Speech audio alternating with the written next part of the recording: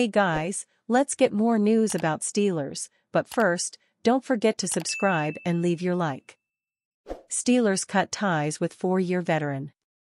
The Pittsburgh Steelers are working on their quarterback situation. And new teammates have to adjust.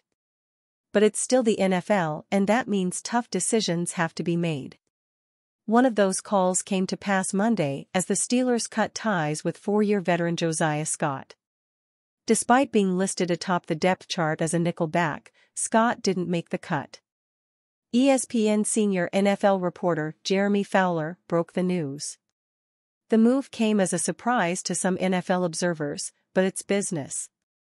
A fourth-round pick in 2020, Scott has started only 4 games in his NFL career. Scott had been the first-team slot cornerback throughout the preseason, but didn't maintain that status when he fell behind rookie Beanie Bishop, according to Steelers Now. In fact, the undrafted Bishop's emergence as a better fit for the position likely hastened the exit of Scott. Scott joined the Steelers after 3 seasons with the Philadelphia Eagles. Scott played in 6 games with Jacksonville in his rookie season. But the 5'9", 185-pound never found traction with the Eagles. He found his most playing time in 2022, playing in 16 games and totaling 26 tackles, 2 for loss. He also defended 8 passes and picked off 2 others. Pittsburgh currently has Joey Porter Jr. and Dante Jackson listed as starters at cornerback. Deshaun Elliott and Minkah Fitzpatrick slot in at strong safety and free safety, respectively. The Steelers don't get a lot of respect for their secondary. They enter 2024 ranked number 23, according to Pro Football Focus. With Fitzpatrick, they have a standout player. But he has been up and down, with a high of an 82.4 overall grade in 2022, and a low of a 57.2 grade in 2021. In 2023, his rating wound up at 73.3.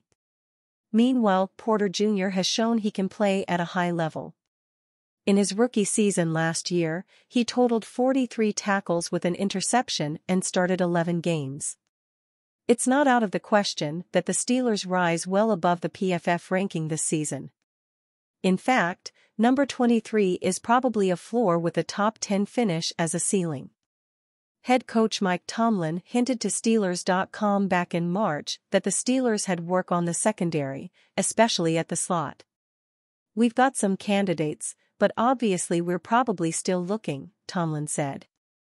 "I think that's the position that we're all looking for and looking at annually because some of the demands that come with the position in the NFL are somewhat different than in college.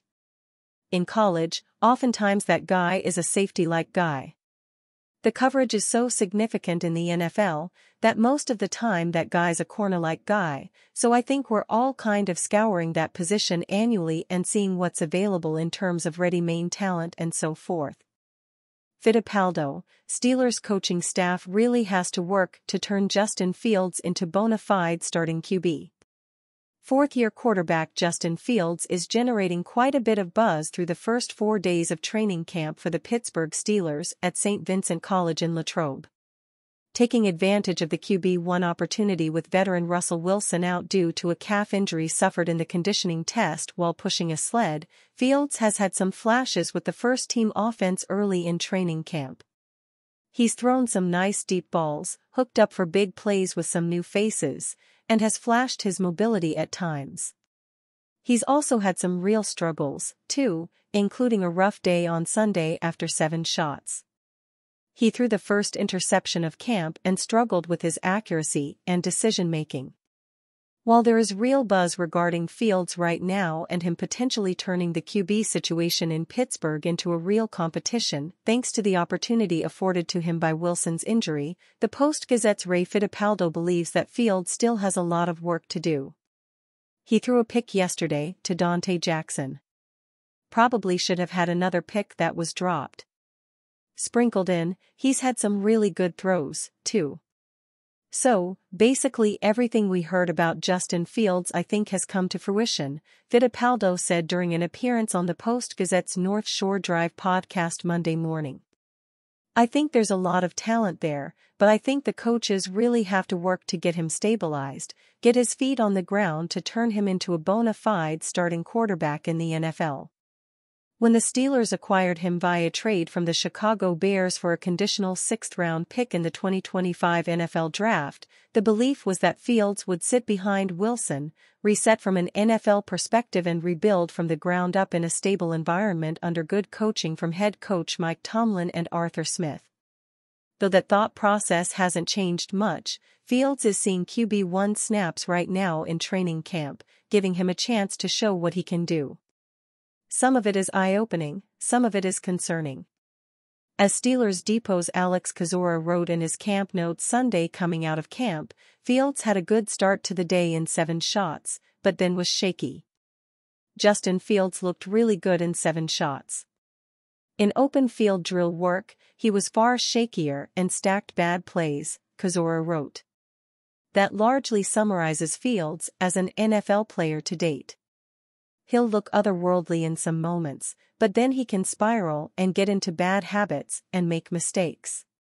His interception to Jackson was a duck of a throw that was wobbly and hung in the air far too long, allowing the veteran cornerback to make a play. Prior to Sunday's practice, Kozora was of the same mindset that Fittipaldo had 2 days later. Steelers convinced they will land one of these elite wide receivers via trade. Chris Halleck of DK Pittsburgh Sports dropped a bombshell report on the Steelers. In his recent article, he stated that Pittsburgh is convinced that it will land one of the top receivers potentially out there on the trade market. According to an inside source on the team, he heard that they feel comfortable with where the team is and how the trade process will play out. The Steelers could desperately use an upgrade at receiver. Sooner or later, this may all work out in Pittsburgh's favor. Khan has long been in discussions with other teams about receivers that could be traded. And, according to a team source, the Steelers are convinced they are going to land Aiyuk, DK Metcalf, or Tyreek Hill in a trade at some point. With trade prices at an all-time high, Omar Khan is prepared to play the waiting game necessary to get someone at a reasonable price. He's, Khan, more than willing to wait out another team to get the deal that best fits the Steelers, not acquiesce to the demands laid out by anyone fielding calls about trades. No matter what, it seems like Pittsburgh will remain in trade rumors for the foreseeable future. Either one of the 3 receivers listed in this report would certainly get the fan base excited. They would bring significant cap charges, but they would also provide upgrades at the position. Time will only tell if asking prices get low enough for Khan to swing a deal. Everyone who follows the Steelers closely has heard the rumors surrounding Brandon Aiyuk and Pittsburgh. It makes sense as the team needs an upgrade at receiver, and Aiyuk is one of the best ones out there. His fit is obvious, and he remains at a hold-in with the 49ers at their training camp as he awaits a contract extension. He would demand a pricey raise on his next deal, and it could cost an arm and a leg to acquire him. It would make sense for the 49ers to trade Aiyuk to the AFC rather than an NFC foe. And you, fan? What do you think of the situation of Brandon Aiyuk? Leave your opinion in the comments.